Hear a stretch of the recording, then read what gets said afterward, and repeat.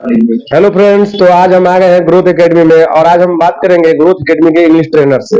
और जो है कि ये ग्रोथ एकेडमी का जो इंग्लिश ट्रेनर है, ये ऑलरेडी जो है कि ब्राइट स्पोकन क्लासेस जो है कि चलाते हैं अपना खुद का। तो इनसे हम कुछ बातचीत करेंगे और जो है कि हम लोग जानेंगे इंग्लिश का क्या इंपॉर्टेंस है हमारे आम जिंदगी में, हमारे लाइफ में, हमारे जॉब में, हमारे करियर में क्या जो है कि इसका भूमिका है, इसके बारे में हम लोग बात करेंगे।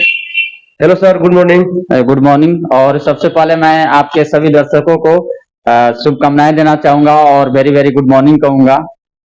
सर आप जो है कि सर आप जो है इंग्लिश जो है कि कितने दिन से इंग्लिश का ट्रेनिंग दे रहे हैं सर? मेरा तो एक्सपीरियंस 5 साल का हो गया टीचिंग का। अभी मतलब सिर्फ स्पोकन क्लास का ही मैं बच्चों को इंग्लिश सिखाता हूँ कि बोलने के लिए कि कैसे how to speak in English any language.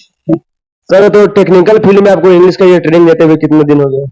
इसमें देते हुए 2 साल हो गया। लगभग 2 साल से मैं यहाँ ग्रोथ एकेडमी में बच्चों को इंग्लिश सिखा रहा हूँ। सेफ्टी ये लोग पढ़ते हैं, इसके सिवाय अंग्रेजी को मैं स्पोकन ट्रेन करता हूँ लोग से। सर तो हम ये जानना चाहेंगे कि बहुत सारे जो स्टूडेंट होते हैं, जो टेक्निकल स्टूडेंट होते हैं, चाहे वो इंजीनियरिंग के हो, सेफ्टी के हो, आईटीआई के हो, मेडिकल के हो, तो उन लोगों के लिए इंग्लिश की जो है कि उनके लाइफ में क्या भूमिका है? वैसे तो वो लोग क्लास कर लेते हैं, अपना जो है कि कोर्स पूरा डिग्री पूरा कर लेते हैं, लेकिन स्पोकन की जो है उसमें क्या भूमिका है, थोड़ा सा इसके बारे में थोड़ा सा बताएं, थोड़ा सा डीपली। देखिए सर, इसमें ये है कि जैसे इंग्लिश जो है टोटल जो कोई भी टेक्निकल आप उठा करके देख लीजिए, उसका लैंग्वेज जो है इंग्लिश है। इसलिए और आप जानते ही हैं या सब लोग जानते होंगे कि इंग्लिश एक इंटरनेशनल लैंग्वेज है और ये जो है पूरे ऑल वर्ल्ड में मोस्टली बोले जा रहे हैं। इसलिए और जो टेक्निकल क्षेत्र है, जहां तक अगर खास करके आप बात करते हैं स्पेशली सेफ्टी फील्ड की, तो इसमें जो भी सिलेबस है ये टोटल इसमें इंग्लिश में ही होते हैं। इसलिए इंग्लिश जो है हमारे देखने से बच्चों के लिए नेसेसरी हो जाते हैं।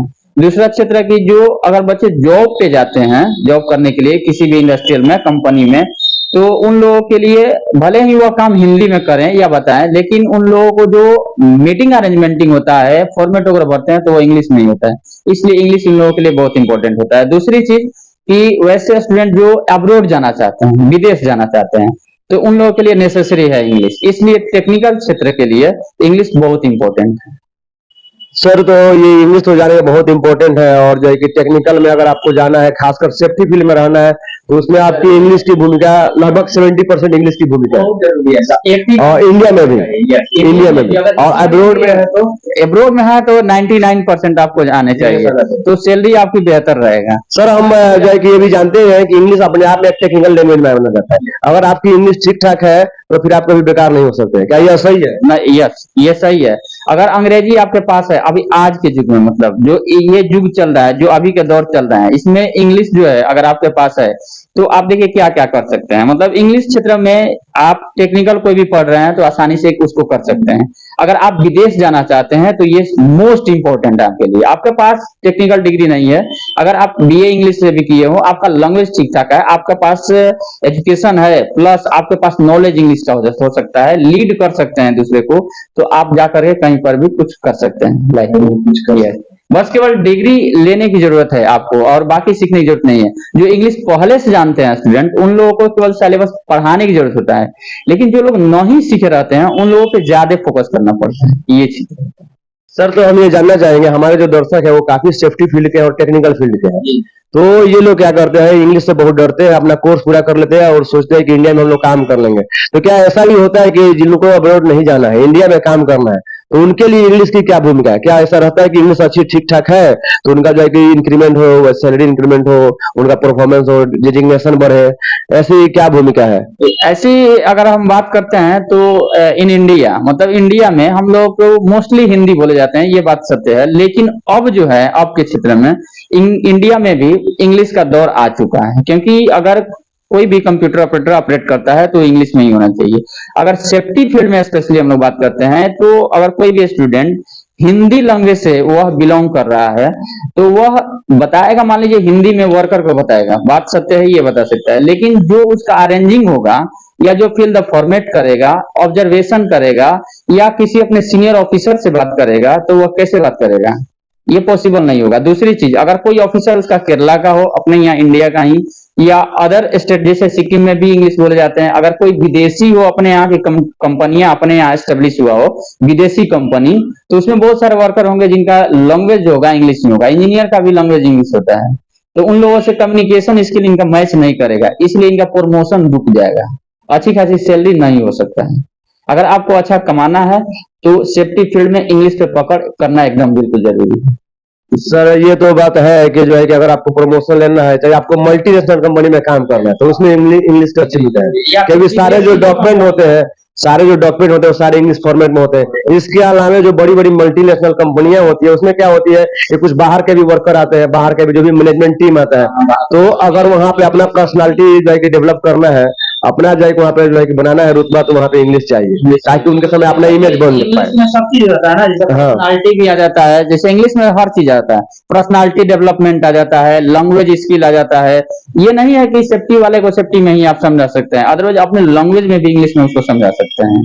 ये नहीं कि हम जैसे सेफ्टी क्या है, हजार्ड हो रहा है वहां पे तक कैसे समझा सकते, इंग्लिश लैंग्वेज के माध्यम से अपने से भी समझा सकते हैं। जो हम हिंदी में बोल रहे हैं उसको इंग्लिश में भी बोल सकते हैं, और ये जो है कोई भास्ट लैंग्वेज नहीं है जहां तक मैं समझता हूँ। सर, आपका कहने का मतलब है कि भास्ट लैंग्वेज नहीं है, लेकिन जितने भी स्टूडेंट होते हैं हमारे, या फिर जितने भी हमारे जो टेक्निकल स्टूडेंट होते हैं, वो लोग जाके इंडस्ट्री में काम करते करते थोड़ा सा वो जैसे उनका जो है कि माइंड वो हो जाता है।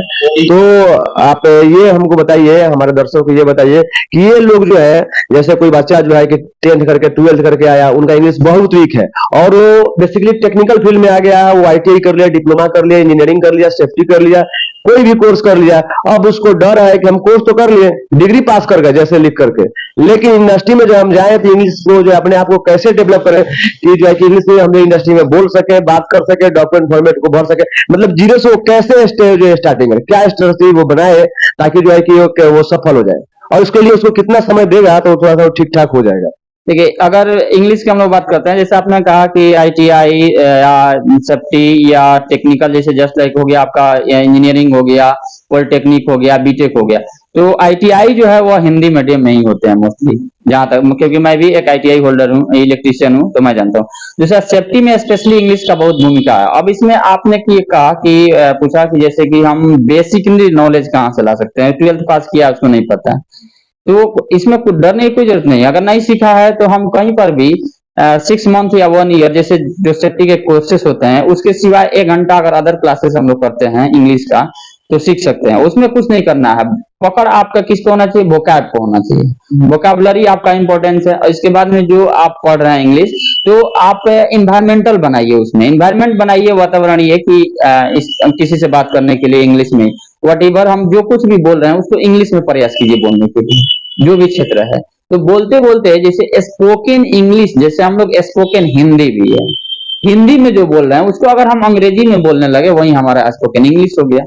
और ये उतना भाषा नहीं है जितना लोग बना कर रखते हैं। जैसे हम लोग बिलोंग कर रहे हैं, तो वहां से अगर लोग बोलने लगे, जैसे घर में जो भी यूज हो रहे हैं उन सारे चीजों को बोले, बाहर यूज हो रहे हैं उन सारे चीजों को बोले, अदर बोल रहा है उसे कोई लेना देना नहीं है, हम अंग्रेजी वर्ड को इस्तेमाल करें और वोकैब पे पकड़ रखें, डिक्शनरी को कंसल्ट करें, और जो कुछ भी बुक जो है अगर आपका पढ़ रहे हैं जैसे सेफ्टी में, तो उसको आप रीड आउट करते रहिए, देखते रहिए। इस तरीके से आपका एक दिन जो है आपका इंप्रूव हो जाता है, इंग्लिश आसानी से हो जाता है। क्योंकि हम लोग को ये भास्ट इसलिए लगता है क्योंकि हम करते नहीं है, जब करना शुरू कर देते हैं तो धीरे धीरे करते करते वो इंप्रूव हो जाता है, बाकी और कोई भास्ट नहीं है। क्योंकि ये जो है 12th वाले जो भी आप पढ़ रहे हैं, साइंस वगैरह तो पढ़े ही होंगे, इंग्लिश का ही वर्ड होता है, एक भी साइंस का वर्ड जो नहीं है जो हिंदी में होता है, हिंदी निकालना भी कठिन हो जाता है। इसलिए टेक्निकल में इंग्लिश का बहुत रोल है, जहां तक ये मैं जानता हूँ। सर अच्छी बात है ये, और सर हम कहना चाहेंगे हमारे बहुत सारे स्टूडेंट जो है, जिनकी जो है कि नीड है कि हम इंग्लिश सीखे, वो इंग्लिश सीखना चाहते हैं, लेकिन उनको कोई अच्छा ऐसा प्लेटफॉर्म नहीं मिल पा रहा है। वो कहीं भी जा रहे हैं, किसी भी जो है कि शहर में जा रहे हैं, तो बड़े बड़े ब्रांड बने हुए हैं और लोग जो है कि भौकाल मचा के रखे हैं, बहुत सारा ब्रांड ब्रांड जो लोग है, और लड़का जाते हैं और फर्स्ट दिन ही डर जाते हैं, फर्स्ट दिन ही डर जाते हैं, फिर वो दोबारा नहीं जा पाते हैं। तो वैसे स्टूडेंट के लिए जो है कि आप क्या कहना चाहेंगे, क्या आपके पास कुछ ऐसा सपोर्ट है जो आप वैसे स्टूडेंट को दे सकते हैं?